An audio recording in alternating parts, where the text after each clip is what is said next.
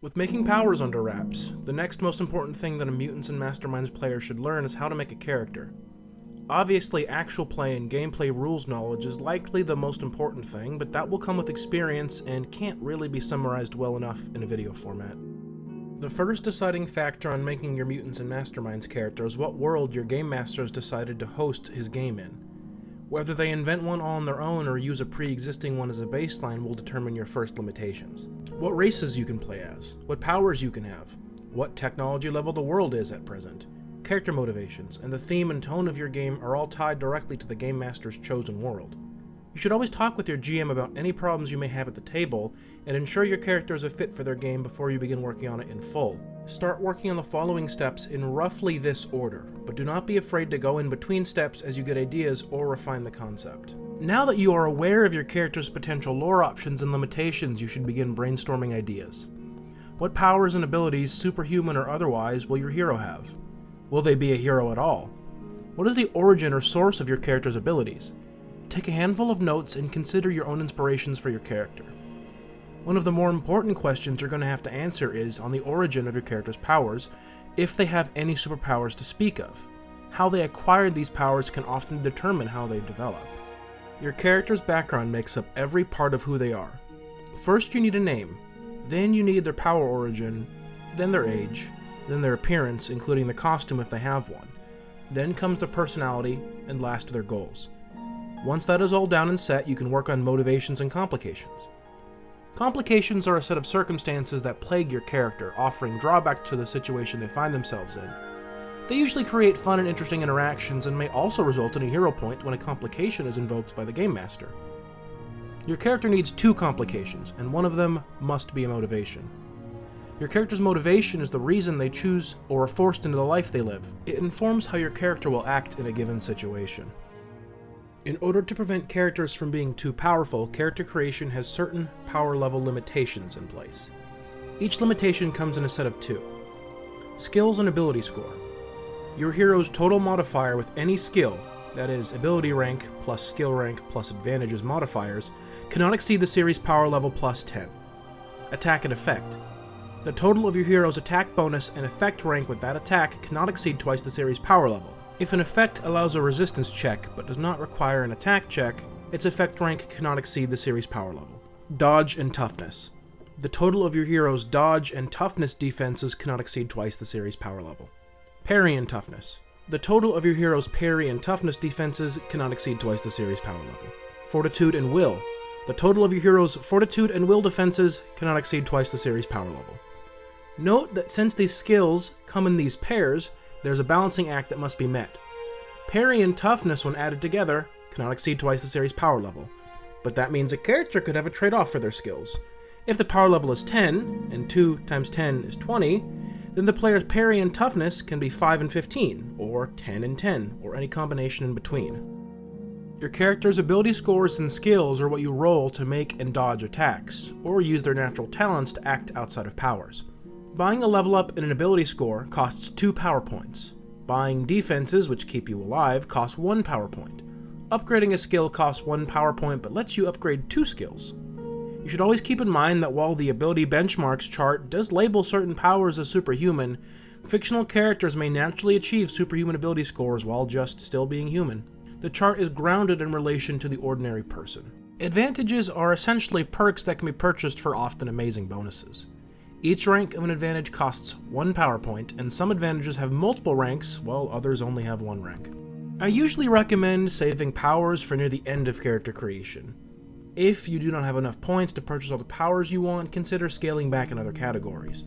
Oftentimes, you will not be able to buy everything you want in the beginning, and that's okay, because it gives your character room to grow. Once you finish buying your powers, you can finish detailing your character. Now that your character is mostly done, you need to perform some final checks before submitting it to your game master. Check on all of the power level limitations previously listed and make sure you do not break any of them. Now add up all the costs on your character sheet and make sure you do not exceed your current maximum pool of power points. At this point, you should have everything about your character finished. Any last minute details such as names or their outfit should be finalized here. Of course, the last step before you are completely finished is getting the approval of your game master. Let them check over your work, and any addendums, additions, or revisions they asked for should be completed. If you have any problems or concerns, please talk with your game master. Also remember that with any tabletop RPG, the rulebook is a guideline and the game master has the final word. Now that I've given you all the steps with the necessary information, I'm going to create a new character here and now using this checklist. First, we confirm the game master's chosen world. For the sake of argument, let's assume the world the game master has chosen is some generic superhero world. Modern times, mostly humans, all powers are on the table. Now we begin by making our character's background and origin. My hero is Powell Tennille, a boy born and raised in the United States in rural Texas. He loves baseball and fishing. On the day of his birth, the planets were in perfect alignment and the sun experienced a solar storm, which caused a strange wave of cosmic energy to wrap across the Earth. Whether Powell was the only person affected is unknown, but he gained superhuman abilities powered by the cosmos. Next is power level and abilities. We start at power level 10 with 150 points, as the Game Master said. I'm choosing to buy abilities first to set a proper baseline. I'll buy up Strength, Stamina, and Fighting to rank 10. Each stat costs 20 power points to level up to 10.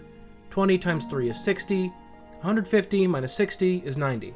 I can come back to the others later. I want him to be astute, so I'll purchase Insight, Athletics, Perception, and Investigation at 10 ranks for 5 points each. 90 minus 20 is 70. With all my stats in fine shape, I'll pick out a handful of advantages. Well, all heroes need a little bit of luck, so I'll buy Luck at rank 3. Power Attack and Improved Aim for when I need a little bit more oomph in my attacks. Move by Action is a necessity.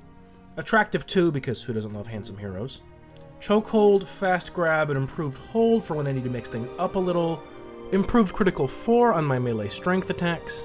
And finally, Interpose and Takedown for fun. That's 17 points down, so 53 left for powers. My physical strength will be the bulk of my damage, so I'll buy good utility powers instead. I already made a video on how to make powers, so I'm not going to get super in detail on these. I'll buy speed at 3 ranks, so I can move at 240 feet or 73 meters, or 48 squares in-game, on foot. That's 3 points, 50 left. I'll buy a single rank of the flight power for 2 power points. 60 feet or 18 meters of movement, or 12 squares of flight, 48 points left. I have speed, so now I want survivability. I'll take regeneration at 5 ranks, so I'll heal automatically once every other turn. 5 more points, so 43 left. The icing on my toughness cake will be buying the extra impervious for my toughness defense. At impervious toughness rank 10, anything dealing rank 5 damage or less can't hurt Powell unless said damage has the penetrating extra up to rank 5. 10 points, so 33 left. I'll buy one last utility power, quickness rank 3. Now Powell can perform simple actions at a much faster rate than the average human. 30 points left. Well, I want some firepower, so I'll buy the extra area burst at rank 10 and apply it to my strength. Now, if I choose, I can damage everything in a 30-foot, 9-meter sphere around my character instead of just a single target. 10 cost, 20 left. Well, that's everything I wanted to buy, but now I have 20 power points left over. It's time to polish off some edges. My dodge and will defenses are still at 0, which is a major weakness in my defenses. I'll buy 5 ranks in each for a total of 10 cost. 10 points left. It's okay to have some weaknesses, by the way. It makes for interesting scenarios when you're out of your depth, and who doesn't want a little bit of tension? I'll throw 3 ranks in intellect and 2 in awareness, leaving me with 0 points left. I don't have points in every ability score, and that's okay. I can upgrade those later when I receive more power points. Now, I'll finalize my character's design. He'll be an average guy, short brown hair, blue eyes, slightly muscular build. When his powers are in use, an orange and red cosmic power swirls over his body, cloaking him like a bodysuit. It doesn't hide his identity, but it gives him a thick aura not unlike the corona of the sun. This will be his costume, effectively. His superhero name? Power level 10, of course. With no details left to work out, all that's left is for the Game Master to check my work. First, I'll check that no power exceeds power level limitations. Skills and abilities? Check. Power effects and hit chance? Check. Parry and toughness? Check. Dodge and toughness? Check. Fortitude and will? Check.